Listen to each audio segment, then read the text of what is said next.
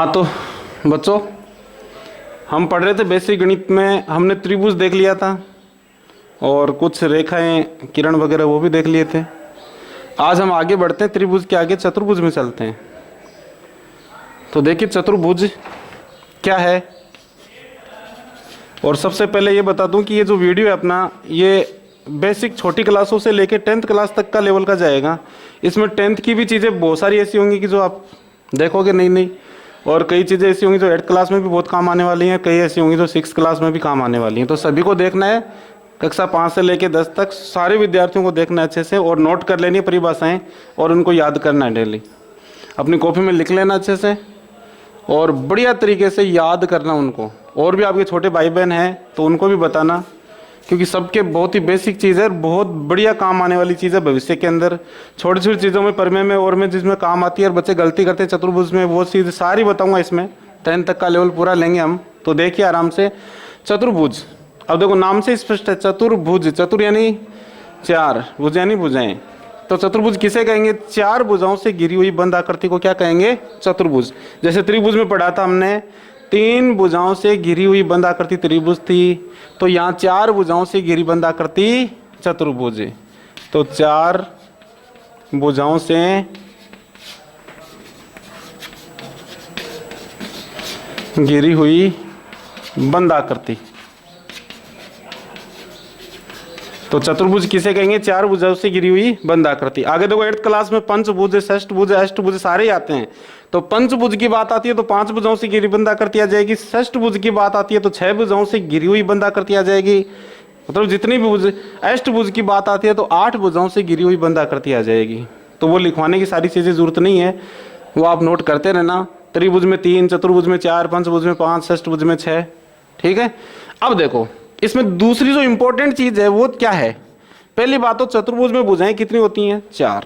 कोण कितने होते हैं? 4। सभी अंतःकोणों का योग कितना होता है? ये इंपॉर्टेंट चीज आती है यहाँ से कि चतुर्भुज के सभी अंतःकोणों का योग 360 डिग्री होता है। कोई भी प्रकार का चतुर्भुज हो, चाहे आयत हो, चाहे वर्ग हो, चाहे सम चतुर्भुज हो, चाहे समांतर चतुर्भुज हो, चाहे समलम चतुर्भुज हो, चाहे अदर कोई चतुर्भुज, 4 भुजाओं से घिरी कोई भी बंद आकृति है, मतलब अंतःकोणों का योग 360 डिग्री होगा। तो ये बात भी याद रखना, नोट कर लेना, नहीं पता है तो। चतुर्भुज के सभी अंतःकोणों का योग 360 डिग्री होता है। याद रखनी है, चतुर्भुज के सभी अंतःकोणों का योग 360 डिग्री होता है। ठीक है।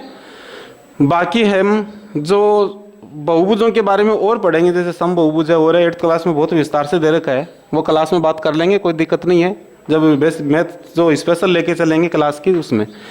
तो बाकी बेसिक तैयार रखना आप। चतुर्भुज 4 भुजाओं से घिरी बंद आकृति, सभी अंतःकोण। चतुर्भुज है तो 4 कोण होंगे, ध्यान रखना अंतःकोण, और चारों अंतःकोणों का योग क्या होगा? 360 डिग्री। ठीक है। अब देखते हैं चतुर्भुजों के प्रकार। चतुर्भुजों के प्रकार पढ़ते हैं। चतुर्भुज कितने प्रकार के होते हैं और कैसे कैसे उनके व्यवहार हैं, क्या क्या उनके नियम हैं। उन नियमों से 10th क्लास में तो 6 नंबर का क्वेश्चन बनता ही बनता है। बाकी 8th क्लास, 7th क्लास सबके लिए इंपॉर्टेंट है। तो सबसे पहले आता है चतुर्भुज का प्रकार। चतुर्भुज के प्रकार। चतुर्भुज के प्रकारों की बात करें तो पहले हम लेते हैं, जैसे हम बात करें आयत की। सारे बच्चे जानते हैं आयत को, 3री 4थी क्लास से पढ़ते आ रहे हैं आयत के बारे में। शायद 4थी क्लास में भी आ जाता होगा शायद बुक्स में लगभग। तो आयत होता क्या है, आयत के क्या क्या नियम है, क्या क्या नहीं है। तो देखो हमने पढ़ा है कि 4 भुजाओं से घिरी हुई बंद आकृति, या फिर वह चतुर्भुज जिसके आमने सामने की भुजाएं बराबर हों और समांतर हों, प्रत्येक कोण 90 डिग्री का हो, क्या कहलाता है? आयत कहलाता है। तो आयत वह चतुर्भुज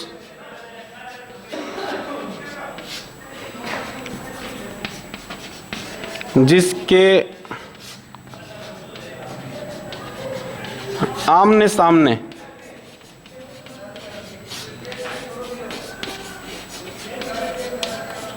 की भुजाएं, वह चतुर्भुज जिसके आमने सामने की भुजाएं बराबर तथा समांतर हों, वह प्रत्येक कोण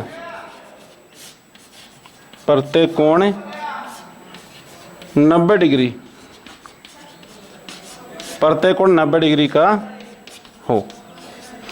तो याद रखना है, देखो आयत में क्या होता है, आमने सामने की भुजाएं बराबर होती हैं, समांतर भी होती हैं, प्रत्येक कोण 90 डिग्री का होता है।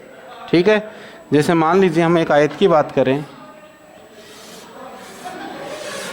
जैसे माना कि ये आयत है ABCD, तो ये भुजा इसके बराबर होगी, ये भुजा इसके बराबर होगी। ठीक है, और प्रत्येक जो कोण है आपका ये जो कोण है ये समकोण होंगे, समकोण यानी 90 डिग्री के।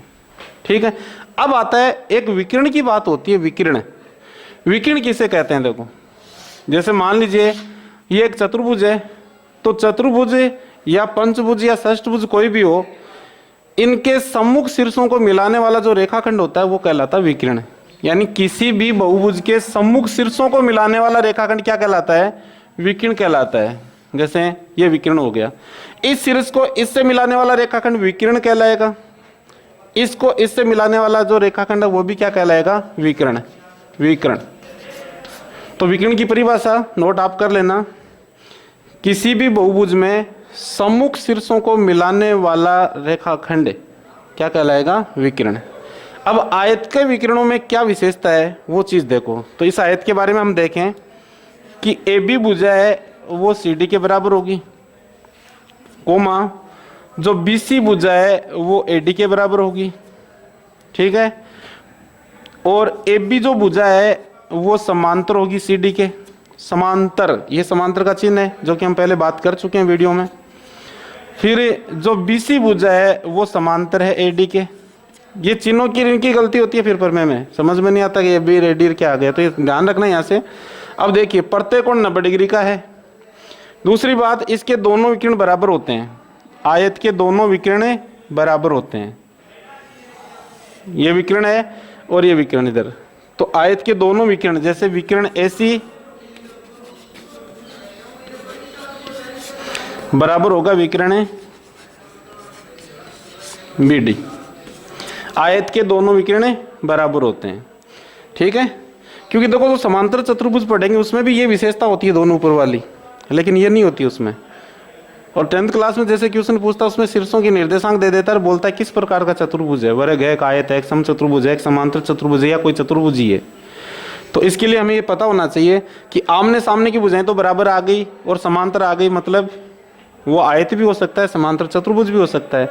तो इसमें जो अंतर क्या है वो अंतर का पता होना चाहिए, क्योंकि अंतर से संबंधित, अवबोध से संबंधित क्वेश्चन इसमें आपको एग्जाम में पूछा जाता है। तो देखिए यहाँ से आयत और समांतर चतुर्भुज में भी बात करेंगे तो इसके विकिरण बराबर होते हैं, याद रखना आयत के दोनों विकिरणों की लंबाई बराबर होती है। ठीक है, अब देखिए आयत के दोनों विकिरण एक दूसरे को समद्विभाजित करते हैं। समद्विभाजित का मतलब ये भाग है वो इसके बराबर होगा, ये यहाँ से यहाँ तक दूरी और ये दूरी बराबर होगी, ये दूरी और ये दूरी बराबर होगी, यानी ये जो लंबाई है और ये आपस में बराबर है। तो देखिए यहाँ से जैसे ये बात भी नोट करेंगे हम, आयत के दोनों विकिरण बराबर होते हैं,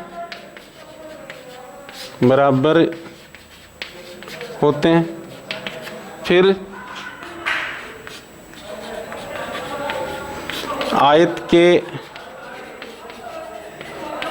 विकिरण आपस में एक दूसरे को समद्विभाजित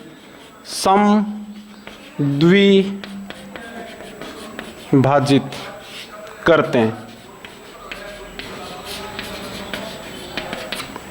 देखो जो छोटे बच्चे हैं 5वीं क्लास के, 6ठी क्लास के, 7वीं क्लास के, वो ये चीज़ याद रख लेना इतनी कि आयत में क्या होता है, आमने सामने की भुजाएं बराबर होती है, समांतर होती है, प्रत्येक कोण 90 डिग्री का होता है। जो 8वीं क्लास के या 9वीं 10वीं क्लास के बच्चे हैं वो चीज़ ये भी याद रखनी है उनको। 10वीं और 9वीं में तो विशेष है ये चीज़, कि आमने सामने की बजाय समांतर, यानी समांतर का चिन्ह वगैरह, ये विकिरण बराबर, आयत के दोनों विकिरण बराबर और आयत के दोनों विकिरण एक दूसरे को समद्विभाजित करते हैं। समद्विभाजित इसका मतलब समान दो भागों में बांटना, समान दो भागों में बांटना, समान द्वि दो भाजित करना, बांटना, यानी समान दो भागों में बांटते हैं आयत के दोनों विकिरण एक दूसरे को। इसका मतलब क्या हो गया कि ये विकिरण आया, इधर से ये गया, तो इन दोनों ने आपस में काट दिया एक दूसरे को, तो ये जो भाग है इसकी लंबाई और इसकी लंबाई बराबर होगी, इसकी और इसकी लंबाई बराबर होगी। जैसे मैं नाम दे दूं इसको कोई भी, ए बी सी और डी, और इसको मैंने ओ नाम दे दिया, तो यहां से हम कह सकते हैं चित्र के अनुसार, जैसे प्रमेय वगैरह लिखेंगे तो हम कैसे लिखेंगे, तो ए से लेके ओ तक की लंबाई और सी से लेके ओ तक की लंबाई है वो बराबर होगी। क्यों? क्योंकि आयत के विकिरण समद्विभाजित करते हैं। ये चीज हम थ्योरम में लिखेंगे, जो प्रमेय सिद्ध करेंगे वहां अटकते हैं। ठीक है, दोनों विकिरण बराबर, ये विकिरण एक दूसरे को क्या करते हैं, समद्विभाजित करते हैं, इसलिए दोनों टुकड़े क्या हैं, बराबर हैं। तो इसकी लाइन हमने ऊपर लिख दी। इसी प्रकार बी से लेके ओ तक की दूरी और डी से लेके ओ तक की दूरी, ये भी क्या होगी, बराबर होगी। तो आयत में इतना ही याद नहीं रखना आपको कि प्रत्येक कोण समकोण होता है, सम्मुख भुजाएं बराबर होती हैं। आपको ये चीजें भी याद रखनी है सारी कि आयत के दोनों विकिरण बराबर होते हैं, आयत के विकिरण एक दूसरे को समद्विभाजित करते हैं। और एक बात, आयत में जैसे ये विकिरण निकला यहाँ से, बहुत इंपॉर्टेंट चीज ध्यान रखना, जैसे विकिरण यहाँ से निकला तो ये विकिरण कभी भी कोण को समद्विभाजित नहीं करेगा, ध्यान रखना। आयत का जो विकिरण है वो उस कोण को समद्विभाजित, यानी किसी भी कोण को समद्विभाजित नहीं करेगा, लेकिन समचतुर्भुज और वर्ग के जो विकिरण है वो कोणों को समद्विभाजित भी करते हैं, समान दो भागों में बांटते भी हैं। देखिए, हमने समांतर रेखाओं में देखा था, हमने पढ़ा भी कि आयत के आमने सामने की भुजाएं समांतर होती हैं। अब देखो, ये जो अगर दोनों भुजाएं समांतर है तो इनको एक तिर्यक रेखा काट रही है, इसका मतलब यहाँ पे जो जेड की आकृति के कोण बनेंगे वो क्या होंगे, एकांतर कोण होंगे। तो ये जेड की आकृति वाले कोण तो बराबर होंगे, ये कोण इसके एकांतर है, ये कोण है वो इसके एकांतर है, जैसे ये जेड उल्टा पड़ा है ऐसे। फिर अगर बात करें हम इधर से, तो ये कोण देखो यहाँ वाला इसके एकांतर हो गया। तो एकांतर कोण आपस में बराबर होते हैं और आयत के जो विकिरण है वो जब दोनों आमने सामने भुजाओं को काटेंगे तो वहां एकांतर कोण बनेंगे। जबकि ध्यान रखना, मैं क्या बताना चाहता हूं कि आयत के विकिरण है जिस भी कोण से निकले या जिस भी कोण में जाके भिड़े, उन कोण को समद्विभाजित कभी नहीं करेंगे, यानी इन दोनों को बराबर भागों में नहीं बांटेंगे, कभी भी आयत में ऐसा नहीं होता, ध्यान रखना। ठीक है, जबकि मैं मान लीजिए कि इसको नाम दे दूं कि इसको 1 नंबर दे दिया, इसको 2 नंबर, तो कभी भी 1 नंबर और 2 नंबर है वो बराबर नहीं होगा, ध्यान रखना आयत में, लेकिन समचतुर्भुज और वर्ग में बराबर होता है। ये विशेष अंतर है जो प्रमेय करने में दिक्कत करते हैं, आगे पर प्रमेय समझ में नहीं आई, ये याद रखना इनको अच्छे से, बेसिक चीजों को, आपके थ्योरम में कहीं दिक्कत नहीं आने वाली है। ठीक है, आगे पढ़ते हैं। 9th क्लास की चीजें, हालांकि 9th वाले विद्यार्थी ने पढ़ ली होगी, कोई दिक्कत नहीं है। आगे देखते हैं। आयत के बाद आता है समांतर चतुर्भुज, दूसरा प्रकार समांतर चतुर्भुज। चतुर्भुज का प्रकार में आता है समांतर चतुर्भुज। हाँ सॉरी, एक बार आयत में और लिखो थोड़ा, आयत का क्षेत्रफल और परिमाप भी लिख लो साथ में।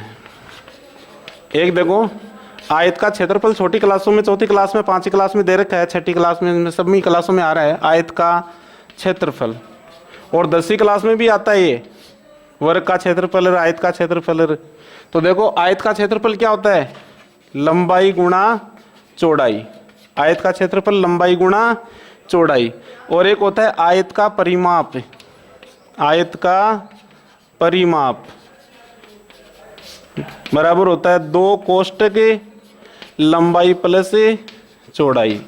देखो, बेसिक से लेके 10वीं क्लास तक का मैटर पूरा चल रहा है, ध्यान रखना। जिस क्लास के लेवल में जितना है वो तैयार कर लेना। अब छोटी क्लासों में 8वीं क्लास तक तो कम से कम आपको पता होना चाहिए। देखो, आयत के आमने सामने की भुजाएं बराबर, समांतर, प्रत्येक कोण 90 डिग्री, और ये दोनों चीज क्षेत्रफल और परिमाप। बाकी 10th और 9th में जितना मैंने बताया प्रमेय से संबंधित वो भी याद होना चाहिए आयत के बारे में। सारा विकिरण समद्विभाजित करते हैं, विकिरण कोण का समद्विभाजित नहीं करते हैं कभी भी, विकिरण एक दूसरे को काटते हैं, दोनों विकिरण बराबर होते हैं, वो सारी बातें याद रखनी है 10th और 9th में, तो रट लेनी अच्छे से, देखना और नोट कर लेना। आगे दूसरा प्रकार पढ़ते हैं हम चतुर्भुज का, समांतर चतुर्भुज। समांतर चतुर्भुज और यहाँ अवबोधात्मक जो क्वेश्चन एग्जाम में पूछा जाता है 10th क्लास में, जैसे मैंने बताया, तो वो अवबोध पर आधारित क्वेश्चन आता है। समांतर चतुर्भुज और आयत में अंतर के डिफरेंस में, वो चीज भी हम देखेंगे, विस्तार से बताऊंगा उस चीज को। 6 नंबर का क्वेश्चन 10वीं में पूछा जाता है इनमें, अंतर पर आधारित। तो देखिए पहले हम इनकी परिभाषा जानते हैं, फिर क्वेश्चन कैसे आता है वो भी हम जानेंगे। तो समांतर चतुर्भुज क्या होता है? वह चतुर्भुज जिसके आमने सामने की भुजाएं बराबर होती हैं, समांतर होती हैं। ये तो आयत में भी होता है। तो ध्यान क्या है कि आयत का प्रत्येक कोण 90 डिग्री का होता है, जबकि समांतर चतुर्भुज का प्रत्येक कोण 90 डिग्री होना जरूरी नहीं है। दूसरी बात, आयत के दोनों विकर्ण बराबर होते हैं, ये बात हमने लिखी अभी, लेकिन समांतर चतुर्भुज के दोनों विकर्ण बराबर होना जरूरी नहीं है। हम इसकी अगर आकृति की बात करें, लगभग एक आयत को भी हम समांतर चतुर्भुज कह सकते हैं, ध्यान रखना, लेकिन प्रत्येक समांतर चतुर्भुज को कभी आयत नहीं कह सकते। एक आयत में समांतर चतुर्भुज के सारे गुण मौजूद होते हैं, लेकिन समांतर चतुर्भुज में आयत के सारे गुण मौजूद नहीं होते हैं कभी भी। तो ये अवबोधात्मक जो स्थिति आपके समझ में आ जाएगी तो पर में समझ में आ जाएगी, नहीं तो नहीं आएंगी, ध्यान रखना। तो इनको चीज़ों को याद रखना, आगे जाके बहुत काम आने वाली हैं। तो समांतर चतुर्भुज, एक बात और ध्यान रखना कि जब भी आपको क्वेश्चन में अगर किसी चतुर्भुज का नाम नहीं दिया गया है तो आप हमेशा नाम यहाँ से शुरू करना, ABCD, और नाम क्वेश्चन में दे दिया तो वही काम लेना है। अगर नहीं दिया गया है तो नाम हमेशा ABCD के रूप में काम में लेना, आपको प्रमेय करने में आसानी रहेगी। अब देखिए यहां से समांतर चतुर्भुज परिभाषा लिख रहा हूं मैं, वह चतुर्भुज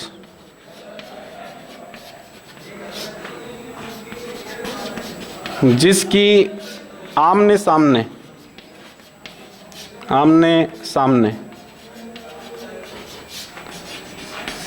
की भुजाएं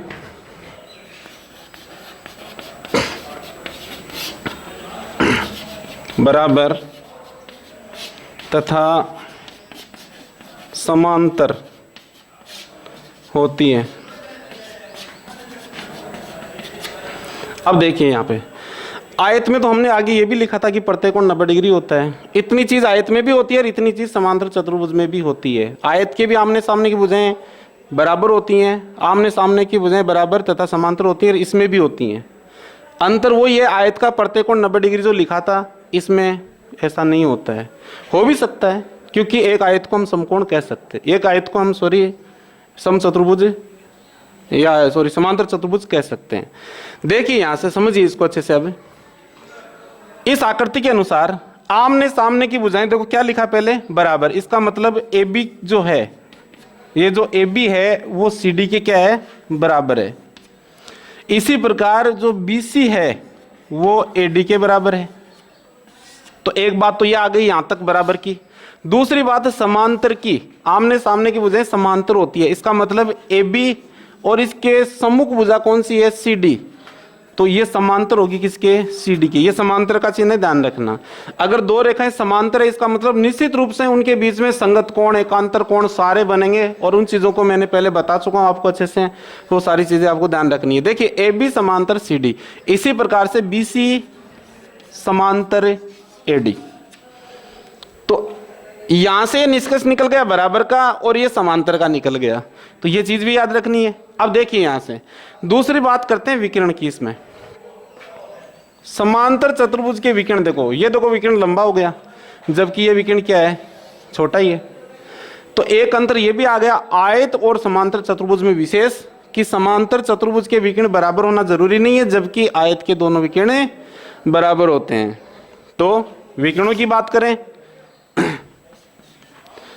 तो समांतर चतुर्भुज के दोनों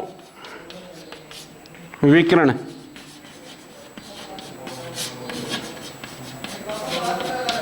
बराबर होना जरूरी नहीं है। यानी इसमें फिक्स नहीं कह सकते कि समांतर चतुर्भुज के दोनों विकर्ण बराबर नहीं होते, हो भी सकते हैं, क्योंकि एक आयत को समांतर चतुर्भुज कह सकते हैं। लेकिन मान लीजिए कि आपको इस प्रकार से कह दिया, इनकी भुजाओं की लंबाई दे दी, आपने भुजाओं की लंबाई निकाली। 10th में जैसे आता है निर्देशांक आ गया, इसका निर्देशांक, इसका निर्देशांक, इनका निर्देशांक। आपने AB निकाल ली, BC निकाल ली, CD और AD निकाल ली। मानना कि आपके पास आमने सामने की भुजाएं बराबर आ गई, इसका मतलब क्या हो सकता है?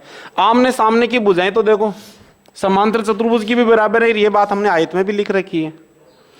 तो अब क्या करना पड़ेगा आपको, इसके विकर्णों की लंबाई भी निकालनी पड़ेगी। AC निकालोगे और BD निकालोगे। अगर AC और BD दोनों बराबर आ जाते हैं तो इसका मतलब दोनों विकर्ण बराबर है, तो वो आयत है। और AC और BD दोनों बराबर नहीं आते हैं, इसका मतलब निश्चित रूप से वो समांतर चतुर्भुज है।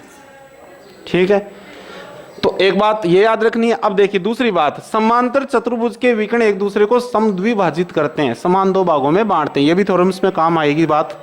तो समांतर चतुर्भुज के विकर्ण देखो, ये टुकड़ा इसके बराबर होगा और ये जो बात है वो इसके बराबर होगा। ये मान लीजिए ये भाग है आपका ये, तो विकर्ण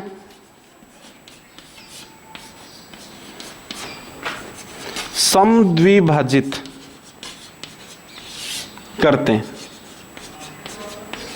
विकर्ण समद्विभाजित करने का मतलब क्या हो गया कि विकर्ण एक दूसरे को समान दो भागों में बांटते हैं। अब देखिए यहां से ये बात हो गई। अब देखो इसका मतलब हो गया कि A से लेके O तक की दूरी और C से लेके O तक की दूरी बराबर होगी, क्योंकि विकर्ण क्या कर रहे हैं, एक दूसरे को समद्विभाजित कर रहे हैं। B से लेके O तक की दूरी और D से लेके O तक की दूरी, ये भी क्या होगी, बराबर होगी, क्योंकि विकर्ण एक दूसरे को क्या कर रहे हैं, समद्विभाजित कर रहे हैं। अब देखिए यहाँ से और बात आ गई, ये बात भी ध्यान रखना, ये थ्योरम्स के लिए आ गई। बाकी याद सारी चीज़ें रखनी है अच्छे से। छोटी क्लास के बच्चे हैं वो ये परिभाषा याद रख लें, जो 7th क्लास तक के बच्चे हैं। आगे वाले बच्चे 8th वाले सारी बातें याद रखनी है, 9वीं 10वीं सबको। अब देखिए आगे इसमें और क्या है, समांतर चतुर्भुज में विकर्ण समद्विभाजित कर दिए, दोनों विकर्ण जहां से निकलते हैं, ध्यान रखिए, एक जिस कोण से विकर्ण निकलते हैं, आयत में भी पड़ी थी ये बात कि जैसे मैं इसको 1 नंबर दे दूं और इसको 2 नंबर दे दूं, तो कभी भी 1 नंबर और 2 नंबर ये बराबर नहीं होंगे। यहाँ पे ये बराबर नहीं होंगे, ये भी दोनों आपस में बराबर नहीं हो सकते, ये भी बराबर नहीं हो सकते, ये भी बराबर नहीं हो सकते। एक बात इसमें और है, देखो ये बातें लिख लो सारी, अच्छे से याद रख लेना। यानी यहाँ पे कोण 1 इज नॉट इक्वल टू कोण 2, कोण 1 इज नॉट इक्वल टू कोण 2। देखिए इसी प्रकार इनको भी मैं एक की बता रहा हूं, बाकी ये भी ऐसे ही होते हैं, ये दोनों भी बराबर नहीं होते, ये भी बराबर नहीं होते, ये भी बराबर नहीं होते। होता क्या फिर देखो, ये भुजा इसके समांतर है, इसका मतलब ये जो जेड की आकृति वाले कोण बन गए, जो एकांतर कोण होंगे, ये कोण इसके बराबर होगा। ठीक है, और ये जो कोण है ऐसे जाएगा, इसके बराबर होगा। तो ये दोनों आपस में बराबर नहीं होंगे। दूसरी बात, समांतर चतुर्भुज के सम्मुख कोण बराबर होते हैं। सम्मुख कोण का मतलब एक कोण है वो C के बराबर होगा, B है वो D के बराबर होगा, याद रखना है। समांतर चतुर्भुज के सम्मुख कोण बराबर होते हैं, ये बात याद रखनी अच्छे से, प्रमेय में काम आएगी। तो देखो समांतर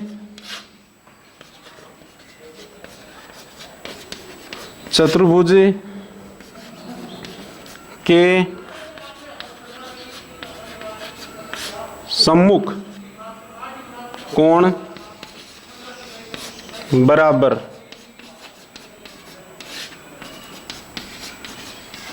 होते हैं। समांतर चतुर्भुज के सम्मुख कोण बराबर होते हैं।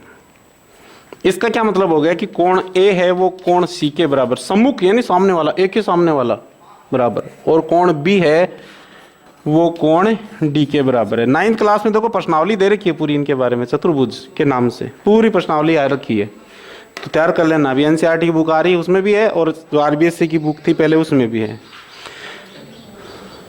अब देखिए यहाँ से समांतर चतुर्भुज का क्षेत्रफल, समांतर चतुर्भुज का क्षेत्रफल, समांतर चतुर्भुज का क्षेत्रफल। और क्षेत्रफल की बात करें तो ये होता है आधार गुणा ऊंचाई, आधार गुणा ऊंचाई। ठीक है, समांतर चतुर्भुज का क्षेत्रफल आधार गुणा ऊंचाई। परिमाप वगैरह आयत का होता है, वही सेम चारों भुजाओं का योग। तो देखिए यहाँ से आगे बढ़ते हैं। समांतर चतुर्भुज के बारे में याद रखना है, जो चीजें लिखवाई अच्छे से नोट करके। आगे आता है वर्ग, आगे पढ़ते हैं वर्ग के बारे में। छोटे छोटे बच्चों ने 3री 4थी 5वीं क्लास में आयत वर्ग के बारे में बहुत पढ़ा है, 9वीं वालों ने भी पढ़ा है, लेकिन 9वीं वाले भी अब बैठे हैं वो ये कहेंगे सामने कि हमने ये चीज़ नहीं पढ़ी है कई चीज़। तो देखिए यहाँ से तीसरा जो पार्ट आता है इसका वो क्या है, वर्ग। क्या होता है वर्ग? वह चतुर्भुज जिसकी सभी भुजाएं बराबर, वह चतुर्भुज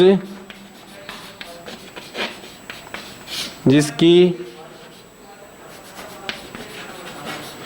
सभी भुजाएं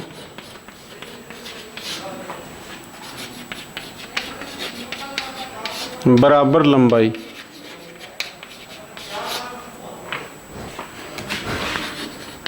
की हों तथा आमने सामने वाली भुजाएं समांतर हों। आमने सामने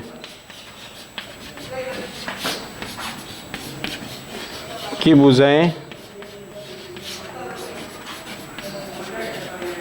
समांतर हों, फिर प्रत्येक कोण 90 डिग्री हो, प्रत्येक कोण 90 डिग्री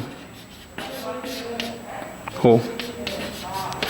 तो याद रखना, हर बात बताइए इसमें। देखो क्या, एक तो सभी भुजाएं बराबर, फिर दूसरी आमने सामने की भुजाएं समांतर, और तीसरी बात प्रत्येक कोण 90 डिग्री। ठीक है। और चौथी बात और बात करें, दोनों विकिरणों की लंबाई समान, दोनों विकिरण बराबर, दोनों विकिरण क्या होते हैं, बराबर, और दोनों विकिरण एक दूसरे को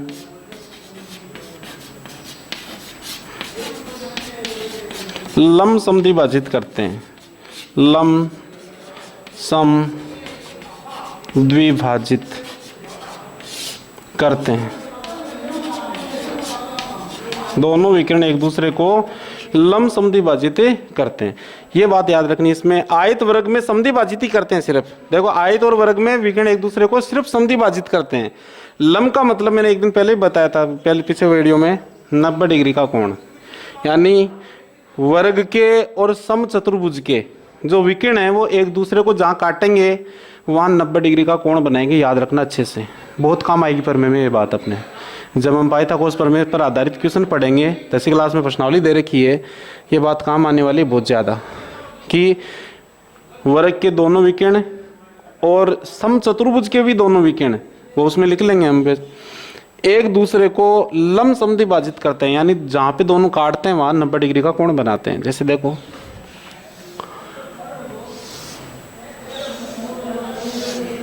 मानना कि ये वर्ग है ए बी सी डी, तो पहली बात तो सभी भुजाएं बराबर होंगी। इसका मतलब ए बी बराबर होगी बी सी के बराबर, सी डी बराबर ए डी, चारों भुजाओं की लंबाई बराबर। तो एक बात तो ये होगी, चित्र से देखें तो ए बी यानी ए से लेके बी तक की दूरी, बी सी, सी डी और ए डी बराबर। फिर आमने सामने की भुजाएं समांतर, इसका मतलब ए बी है वो समांतर होगी सी डी के, और आपकी बी सी है वो समांतर होगी ए डी के। ये दूसरी बात। प्रत्येक कोण 90 डिग्री का, तो प्रत्येक कोण 90 डिग्री यानी समकोण हो जाएंगे। फिर विकिरण दोनों बराबर, तो विकिरण का मतलब देखो, एक तो एसी विकिरण आ गया और एक बीडी विकिरण आ गया, दोनों बराबर, और विकिरण एक दूसरे को समद्विभाजित करते हैं, और वो भी किस पर, समकोण पर, या लम समद्विभाजित करते हैं। देखिए ऐसे ये विकिरण, और ये दोनों विकिरण आपस में जहाँ काटेंगे वहाँ 90 डिग्री का कोण बनाएंगे। याद रखना है कि वर्ग और समचतुर्भुज के विकिरण एक दूसरे को 90 डिग्री के कोण पर काटेंगे। दूसरी बात, एक ये बात भी निकल के आती है कि वर्ग और समचतुर्भुज के ये जो विकिरण निकलते हैं ये कोण भी बराबर होते हैं। आयत में ऐसा नहीं होता है कि ये कोण बराबर हो, ये कोण बराबर होते हैं, ये भी बराबर होते हैं, आपस में भी बराबर हैं, और साथ में एकांतर कोण बनते हैं, वैसे भी बराबर हैं। लेकिन आयत समांतर चतुर्भुज में ऐसा नहीं होता है। आयत समांतर चतुर्भुज में एकांतर कोण तो बराबर है, लेकिन ये लगातार कोण यहाँ वाले कोणों पर बराबर नहीं होते। अब देखिए यहाँ से मान लीजिए ये ओ बिंदु है, तो पहली बात तो यहाँ 90 डिग्री का कोण बनता है विकिरणों के में, ये बात नहीं आ गई। फिर विकर्ण समद्विभाजित करते हैं, दोनों विकर्णों की लंबाई समान है ही। ये विकर्णों के बारे में AC बराबर BD हमने लिख ही लिया। विकर्णों की बात करें तो A से लेके O तक की दूरी, C से लेके O तक की दूरी बराबर, BO और DO बराबर। देखो B से लेके O तक और O से D तक ये दूरी, और ये दूरी बराबर, ये दूरी इससे बराबर। ठीक है, तो ये वर्ग के बारे में। और देखें वर्ग का क्षेत्रफल क्या होता है।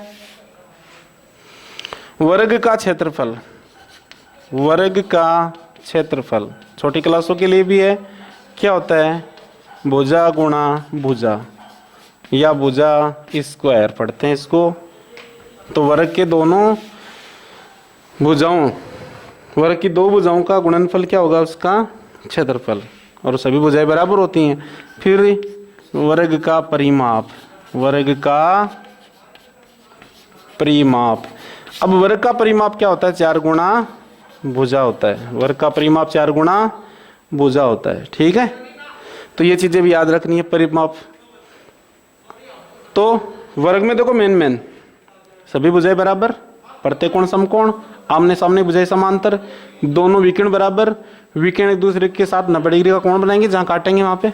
ये बातें याद रख लेना, बाकी कोई दिक्कत नहीं है, और हम क्वेश्चन करेंगे तब कर लेंगे।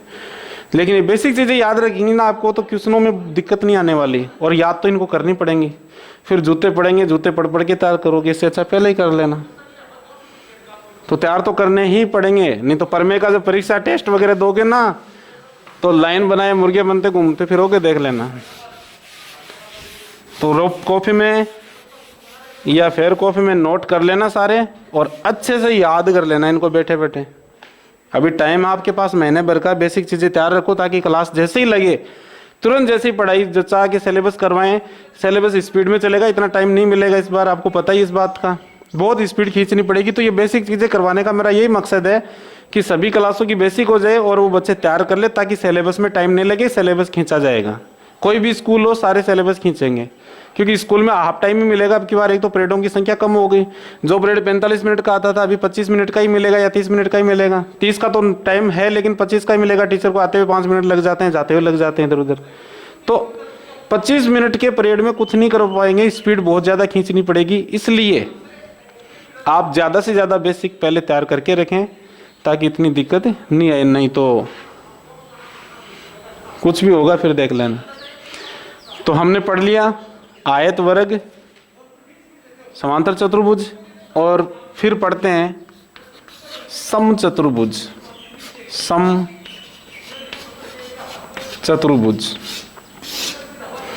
समचतुर्भुज। अब इसकी भी चारों भुजाएं बराबर होती हैं। क्या क्या होता है देखो इसमें, सभी भुजाओं की लंबाई बराबर, सभी भुजाओं की लंबाई बराबर। विकर्ण इसके बराबर होना जरूरी नहीं है, क्योंकि वर्ग में भी सभी भुजाओं की लंबाई बराबर होती है, समचतुर्भुज में भी सभी भुजाओं की लंबाई बराबर होती है। अंतर क्या होता है, वो अंतर पहचानना, वो अवबोध पे जाना, वो जरूरी है आपका, वो होना चाहिए आपको इस चीज का। देखो समचतुर्भुज और वर्ग चारों भुजाएं बराबर होती हैं। वर्ग का प्रत्येक कोण समकोण लिखा था हमने, इसका भी प्रत्येक कोण समकोण होना जरूरी नहीं है, लेकिन हो भी सकता है, क्योंकि एक वर्ग को समचतुर्भुज भी कह सकते हैं।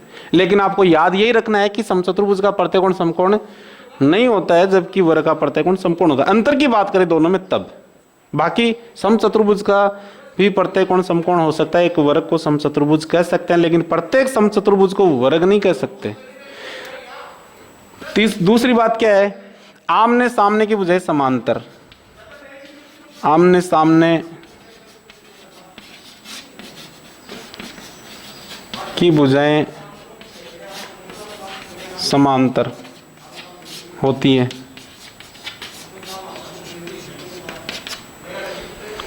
तीसरी बात, विकर्ण बराबर नहीं होते। देखो अंतर की बात करें, हो सकते हैं, क्योंकि वर्ग के विकर्ण बराबर हैं, तो अगर एक वर्ग को हम समचतुर्भुज बोल रहे हैं तब उसके विकर्ण बराबर होंगे। लेकिन वैसे देखें तो समचतुर्भुज के विकर्ण बराबर नहीं होते। अंतर की बात करें, समचतुर्भुज के विकर्ण बराबर नहीं होते जबकि वर्ग के दोनों विकर्ण बराबर होते हैं। याद रखनी है चीज अच्छे से, क्योंकि मान लो 10th क्लास का क्वेश्चन आ गया, आपने एक वर्ग एक चतुर्भुज दे दिया, आपने चारों भुजाएं निकाली, उसकी लंबाई बराबर आई, इसका मतलब चारों भुजाओं की लंबाई बराबर तो समचतुर्भुज या वर्ग दोनों में से किसी की हो सकती है। आप पता कैसे करेंगे वो वर्ग या समचतुर्भुज है? तो फिर आप उनके विकर्ण की लंबाई निकालेंगे, और अगर दोनों विकर्ण बराबर आते हैं तो वो वर्ग होगा, और दोनों विकर्ण बराबर नहीं आते हैं आम और सभी भुजाएं बराबर हैं, इसका मतलब वो समचतुर्भुज है। ठीक है, तो विकर्ण बराबर होना जरूरी नहीं है। आप याद रखने के लिए ये रख लेना कि समचतुर्भुज के विकर्ण बराबर नहीं होते, लेकिन देखो लिखने में तो ये चीज नहीं लिखते, बहुत की गलत होती है वो चीज। क्यों? क्योंकि विकर्ण बराबर हो भी सकते हैं, एक वर्ग को भी समचतुर्भुज कह सकते हैं अगर गहराई में जाए बात तो। अब देखिए यहां से विकर्ण एक दूसरे को लंबसम विभाजित करते हैं। किसकी बात कर रहे हैं हम? समचतुर्भुज की। ठीक है, विकर्ण एक दूसरे को लंबसमद्विभाजित करते हैं। विकर्ण एक दूसरे को लंबसमद्विभाजित करते हैं। लंबसमद्विभाजित का मतलब क्या हो गया? 90 डिग्री का कोण बनाएंगे विकर्ण एक दूसरे के साथ में, यानी समचतुर्भुज के विकर्ण भी आपस में एक दूसरे को समकोण पर काटेंगे, 90 डिग्री का कोण बनाएंगे। ध्यान रखना, जैसे मान लो ए बी सी डी एक समचतुर्भुज है तो चारों भुजाएं बराबर हैं। विकर्ण जो हैं वो जैसे AC विकर्ण है और BD विकर्ण है, आपस में 90 डिग्री के कोण पर काटेंगे। याद रखना, ये बात इंपॉर्टेंट है, वो प्रमेय में काम आती है, 10वीं क्लास में तो बहुत काम आने वाली चीज है ये भी। विकर्ण एक दूसरे को लंबसमद्विभाजित करते हैं, प्रमेय भी आती है। सिद्ध कीजिए समचतुर्भुज की भुजाओं के वर्गों का योग उसके विकर्णों के वर्गों के योग के बराबर होता है। तो वो चीज जब सिद्ध करोगे तो ये बात याद रखनी पड़ेगी हमें, ये बात काम आने वाली है वहां पे भी, कि विकर्ण एक दूसरे को लंबसमद्विभाजित करते हैं, यानी 90 डिग्री का कोण बनाते हैं। अर्थात यहाँ पाइथागोरस प्रमेय लग सकती है, क्योंकि 90 डिग्री वाले कोणों में ही क्या पाइथागोरस प्रमेय लगती है? समकोण त्रिभुज में ही, तो वहां से बात सिद्ध हो जाएगी फिर। तो ये चीजें याद रखनी है। दूसरी बात, अब देखिए एक दूसरे को समद्विभाजित, समद्विभाजित का मतलब समान दो भागों में बांटना, एक ये भी याद रखना है, यानी ये चीज है इसके बराबर और ये इसके बराबर। फिर सम्मुख कोण भी बराबर होते हैं।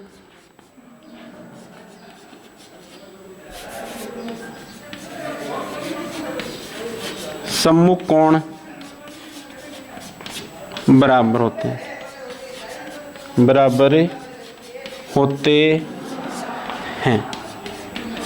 इसका क्या मतलब हो गया बात का? जैसे कोण A है वो कोण C के बराबर होगा, कोण आपका B है वो कोण D के बराबर होगा, यानी एक का सामने का C और B का D बराबर, यानी सामने वाले कोण बराबर होते हैं। ठीक है, और विकर्ण समद्विभाजित का मतलब A से लेके O तक की दूरी बराबर C से O तक की दूरी, BO बराबर DO। ठीक है, अब इसमें एक बात ये भी याद रखनी है, अब इसमें भी कि एकांतर कोण, तो इसमें भी देखो ये जेड की आकृति वाले कोण जो ऐसे बनते हैं, ऐसे ये कोण है वो इसके एकांतर हो गया। इसी प्रकार इधर वाला ये कोण बन रहा है ऐसे, ये है वो इसके बराबर हो गया। ठीक है, इसी प्रकार ये भी एकांतर हो जाएंगे, देखो ऐसे, ये ऐसे जाके ऐसे बन रहा तो ये इसके एकांतर हो गया, इसी प्रकार ये इधर हो जाएगा। ठीक है, तो देखो इनको याद रखना अच्छे से। समचतुर्भुज की क्या क्या विशेषताएं बहुत काम आने वाली हैं। छोटी क्लासों के बच्चे तो 2-4 ये बात भी याद रख लेंगे, 2 भी तो ठीक है, बाकी बड़ी क्लास जो 8th 9th 10th है इनको तो सारी चीजें याद रखनी है। हाँ बिल्कुल, देखिए यहाँ से एक बात और कि ये जो विकर्ण जाएगा इसमें भी क्या करेगा, इस कोण का समद्विभाजित करेगा, ये इसको भी समान दो भागों में बांटेगा। समचतुर्भुज में आयत और समांतर चतुर्भुज में ऐसा नहीं होता है इसको समद्विभाजित करे, लेकिन समचतुर्भुज और वर्ग के विकर्ण कोणों को भी समद्विभाजित करते हैं। इस कोण को समान दो भागों में बांटेगा, ये भी बांटेगा इसको, ये भी बांटेगा इसको और ये भी बांटेगा, यानी ये दोनों बराबर होते हैं, ये इसके बराबर होगा, ये इसके बराबर होगा, ये इसके बराबर होगा, और साथ में वो एकांतर है वो तो बराबर होंगे। ठीक है, ये चीज भी आप याद रखनी है। अब देखो समचतुर्भुज और समचतुर्भुज का एक क्षेत्रफल होता है, समचतुर्भुज का क्षेत्रफल 9th में दे भी रखा है आपको, और छोटी क्लासों में भी दिया होगा शायद, बहुत समचतुर्भुज है उसमें शायद रचना वगैरह में दे रखा होगा, कहीं देख लेना। तो समचतुर्भुज का क्षेत्रफल, समचतुर्भुज का क्षेत्रफल बराबर होता है विकर्ण गुणा विकर्ण,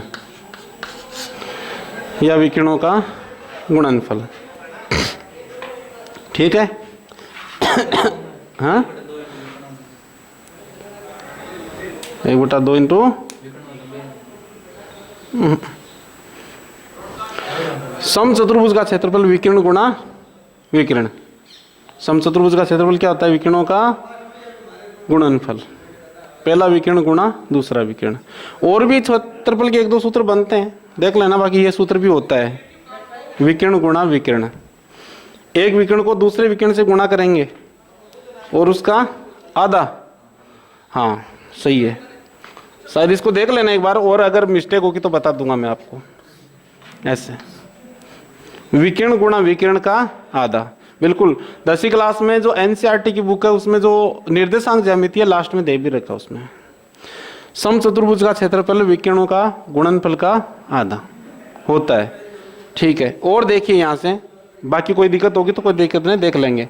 समचतुर्भुज के बाद में हम चलते हैं किसमें, एक प्रकार बच गया आपका समलंब चतुर्भुज। समलंब चतुर्भुज, ये छोटी छोटी चीजें सारी याद रखनी है। तो समचतुर्भुज का क्षेत्रफल 1/2 गुणा विकिरण गुणा विकिरण। अब देखिए अगला जो प्रकार आ गया समलंब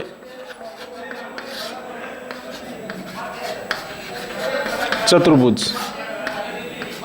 समलंब चतुर्भुज में क्या होता है? देखो, भुजाओं का एक जोड़ा समांतर होता है, भुजाओं का एक जोड़ा समांतर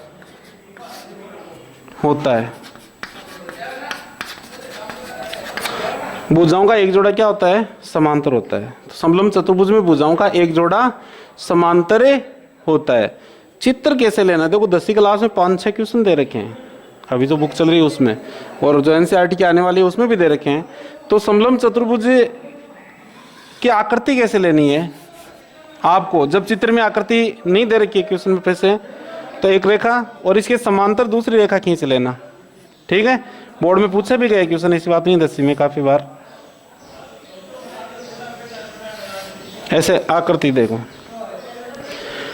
जैसे ये है ए बी सी और डी, तो भुजाओं का एक जोड़ा समांतर, यानी ए बी समांतर सी डी, यानी ए बी समांतर सी डी, यानी ये इसके समांतर है, ये दोनों समांतर है, नो कोई जरूरत नहीं है। अब छोटी क्लासों में जो फील्ड बुक पढ़ते थे हम, एक 8वीं क्लास में 8th क्लास में वगैरह में आती थी, तो उसमें क्या होता था, ये बीच की दूरी है या लंबवत दूरी, ऐसे रेखा खींचते थे, इसमें भी काम आएगी। देखिए इसका क्षेत्रफल क्या होता है? क्षेत्रफल किसका? समलंब चतुर्भुज का। समलंब चतुर्भुज का क्षेत्रफल होता है 1/2 गुणा समांतर भुजाओं के बीच की दूरी इंटू समांतर भुजाओं का योग।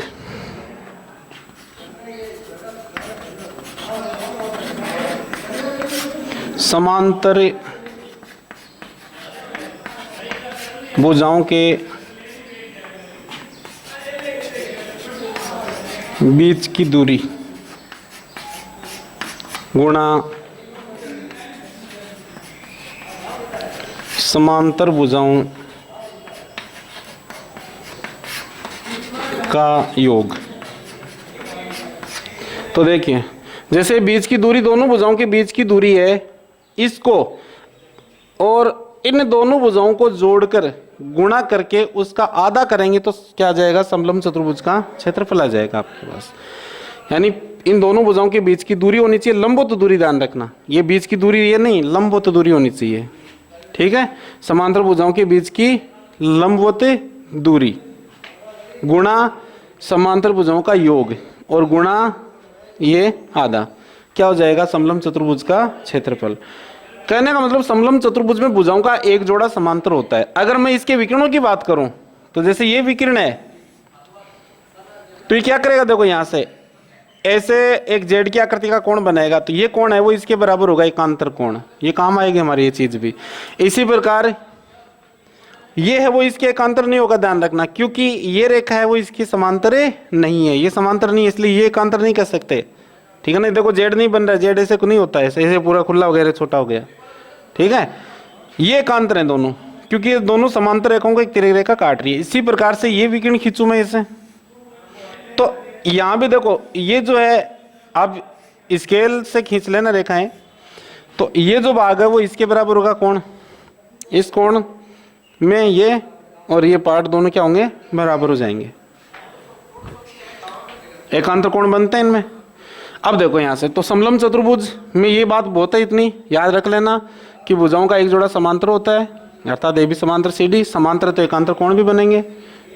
ठीक है, अब देखिए इसमें चतुर्भुज अपना लगभग कंप्लीट है, जितना आपकी 10वीं क्लास तक काम आता है। बाकी आगे पंचभुज की, षष्ठभुज की, अष्टभुज की इनकी बात करें तो वो परिभाषा सीधी सीधी सी है। जैसे चतुर्भुज 4 भुजाओं से घिरी बंद आकृति है, तो पंचभुज 5 भुजाओं से घिरी बंद आकृति, षष्ठभुज 6 भुजाओं से घिरी हुई बंद आकृति है। ठीक है, तो इसमें घबराने की जरूरत नहीं है, आगे वाली परिभाषाएं सीधी सीधी लिखते जाना। ठीक है, अब देखो इसमें क्या होता है, बहुभुज के सभी अंतःकोणों का योग ज्ञात करना।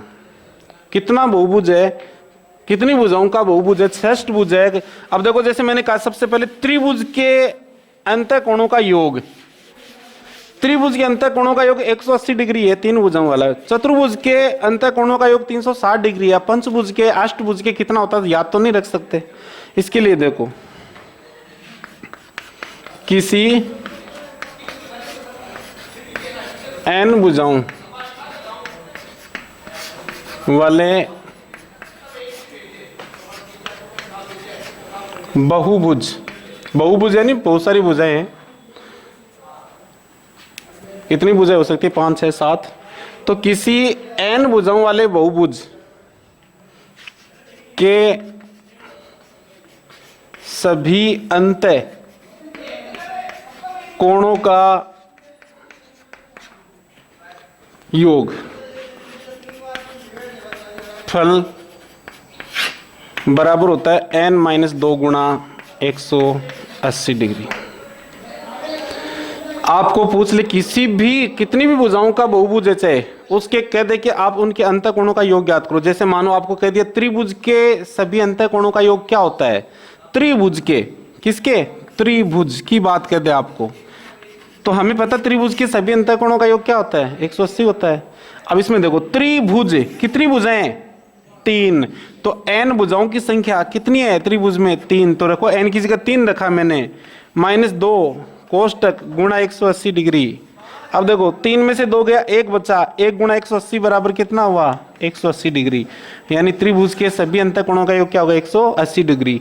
आपको कह दे चतुर्भुज, चतुर्भुज के सभी अंतःकोणों का योग क्या होगा? चतुर्भुज के सभी अंतःकोणों का योग क्या होगा? तो सभी अंतःकोणों का योग क्या होगा? चतुर्भुज में कितनी भुजाएं? 4। ये n की जगह भुजाओं की संख्या रखनी है, तो चतुर्भुज 4 भुजाएं, तो 4 - 2 गुणा 180। अब देखो 4 में से 2 गया, 2 बचा, 2 गुणा 180 करेंगे तो कितना आएगा? 360 डिग्री। तो चतुर्भुज के सभी अंतःकोणों का योग क्या आ गया? 360 डिग्री। इसी प्रकार मान लो आपको कह दे पंचभुज, पंचभुज या अष्टभुज का पूछ ले, या षष्ठभुज, सप्तभुज का पूछ ले। जैसे मैं कहूं सप्तभुज, सप्तभुज एक सप्तभुज है, 7 भुजाओं से घिरी हुई बंद आकृति है, तो उसके सभी अंतःकोणों का योग कितना होगा? तो सप्तभुज यानी 7 भुजाएं आ गई। इसका मतलब ये n का मान 7 आ गया, -2 गुणा 180 कर देंगे, और 7 में से 2 गया तो 5 गुणा 180 हो जाएगा। ठीक है, और 18 को 5 से गुणा किया तो कितना हो गया? 90, 900 डिग्री। तो इस प्रकार से हम निकाल सकते हैं कितने भी भुजाएं दे रखी है आपको, कितना भी बहुभुज दे रखा है, कितनी भी भुजाओं का, उसके सभी अंतःकोणों का योग अगर आपको ज्ञात करना है तो आपको पता है कितना होगा? सभी अंतःकोणों का योग n-2 गुणा 180। और सभी बहिष्कोणों का योग कितना होगा? बहिष्कोण यानी बाहर वाले कोण, कितना होगा? 360 डिग्री। तो किसी बहुभुज, कितनी भी भुजाओं का उसे, के सभी बहिष्कोणों का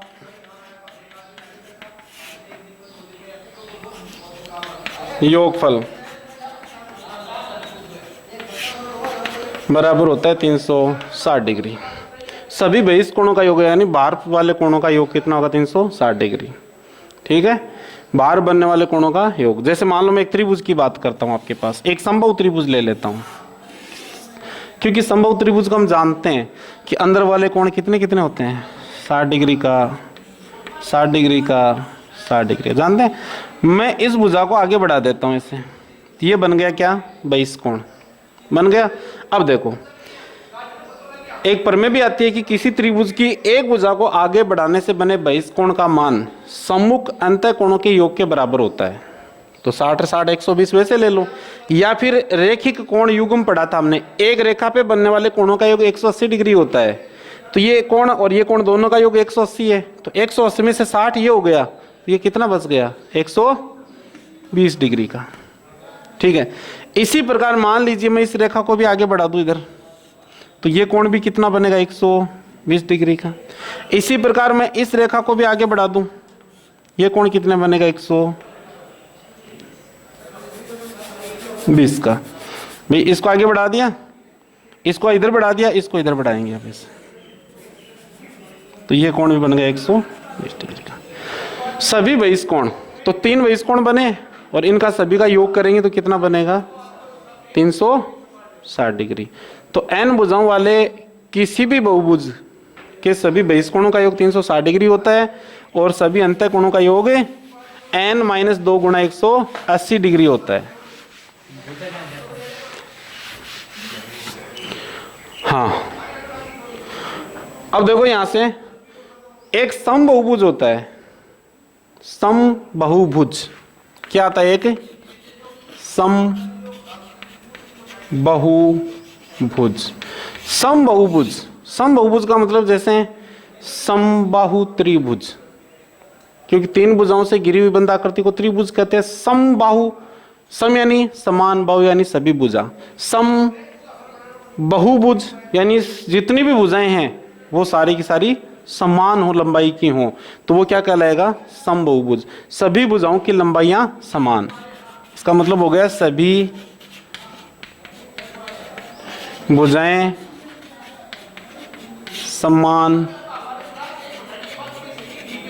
लंबाई की, सभी भुजाएं समान लंबाई की। ठीक है, अब देखो, अगर कोई समबहुभुज है तो उसमें सभी अंतःकोणों का योग को तो वही हो गया n - 2 गुणा 180 से। सम है चाहे सम बहुभुज है चाहे कोई भी बहुभुज है। अब देखिए यहां से सम बहुभुज, सम बहुभुज के प्रत्येक अंतःकोण,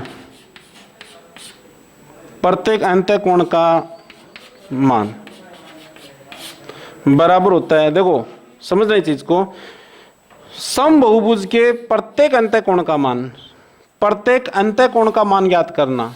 जैसे मान लो एक वर्ग है तो प्रत्येक अंतःकोण का मान क्या होगा? 90 डिग्री होगा। ठीक है, अब देखिए कोई भी समबहुभुज है, समबहुभुज यानी सभी भुजाओं की लंबाइयां समान हो, तो उसके प्रत्येक अंतःकोण का मान ज्ञात करने का सूत्र, सभी अंतःकोणों का मान कितना होता है? n - 2 गुणा 180 डिग्री। ये क्या होता है? किसी बहुभुज के सभी अंतःकोणों का योग। ठीक है, अब देखो प्रत्येक अंतःकोण यानी एक एक प्रत्येक अंतःकोण कितने कितने डिग्री का होगा? इसके लिए बटा n। n क्या है? भुजाओं की संख्या। जैसे पंचभुज दे दिया, एक सम पंचभुज है यानी भुजाएं समान है उसकी सारी, तो उसके प्रत्येक अंतःकोण का मान कितना होगा? तो आप 5 यहां रखेंगे, 5 यहां रखेंगे, सरल करेंगे तो आपके प्रत्येक अंतःकोण का मान आ जाएगा। अष्टभुज है तो 5 5 8 8 रख देना, सरल कर लेना तो प्रत्येक अंतःकोण का मान अष्टभुज का आ जाएगा। चतुर्भुज है तो 4 4 रख देना, त्रिभुज है तो 3 3 रख देना n की जगह और सरल कर लेना, प्रत्येक अंतःकोण का मान आ जाएगा आपके पास। ठीक है, अब देखिए यहां से प्रत्येक अंतःकोण का मान तो आ गया, प्रत्येक बहिष्कोण का मान ज्ञात करना। प्रत्येक बहिष्कोण, प्रत्येक बहिष्कोण का मान कितना होगा? सभी बहिष्कोणों का योग तो 360 होता है, तो प्रत्येक बहिष्कोण, सभी अंतःकोणों का योग में भाग लगाया n का, तो इसमें सभी बहिष्कोणों के योग में भाग लगा दो n का। सभी बहिष्कोण कितने डिग्री के हैं? 360 के। उसमें अगर आप भुजाओं की संख्या का भाग दोगे तो प्रत्येक बहिष्कोण का मान आ जाएगा। किसके लिए बात कर रहे हैं हम? समबहुभुज की बात कर रहे हैं, ध्यान रखना, हम समबहुभुज के बारे में पढ़ रहे हैं चीज, ठीक है, याद रखना। अब देखो कई बार क्या करता है, कोण दे देता है अगला आपको, भुजाओं की संख्या पूछ लेता है। जैसे दे दिया कि एक समबहुभुज में प्रत्येक अंतःकोण का मान 15 डिग्री है, तो उसमें भुजाओं की संख्या ज्ञात करो। तब आप क्या करोगे? प्रत्येक अंतःकोण का मान, तो आप जो चीज दे रखी है वो इसमें रखो सूत्र में। जैसे मान लो प्रत्येक अंतःकोण का मान दे रखा आपको कितना? 15 डिग्री। समबहुभुज है और प्रत्येक अंतःकोण का मान 15 डिग्री है, तो कितनी भुजाओं वाला बहुभुज है उसका पता करने के लिए देखिए यहां से क्या करोगे? समबहुभुज में प्रत्येक अंतःकोण का मान पता करने के लिए क्या करेंगे?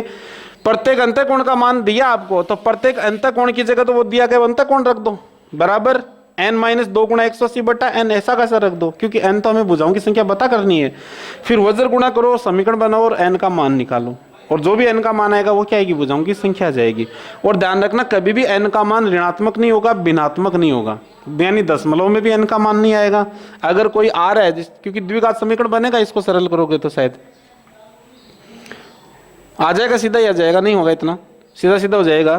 तो देखिए अगर n का मान भिन्नात्मक होता है या ऋणात्मक होता है तब वो n संभव नहीं होता है। जैसे n यहाँ पे तो चलो भुजाओं की संख्या को बता रहे हैं, तो भुजाओं की संख्या ऋणात्मक थोड़ी हो सकती है, नहीं हो सकती।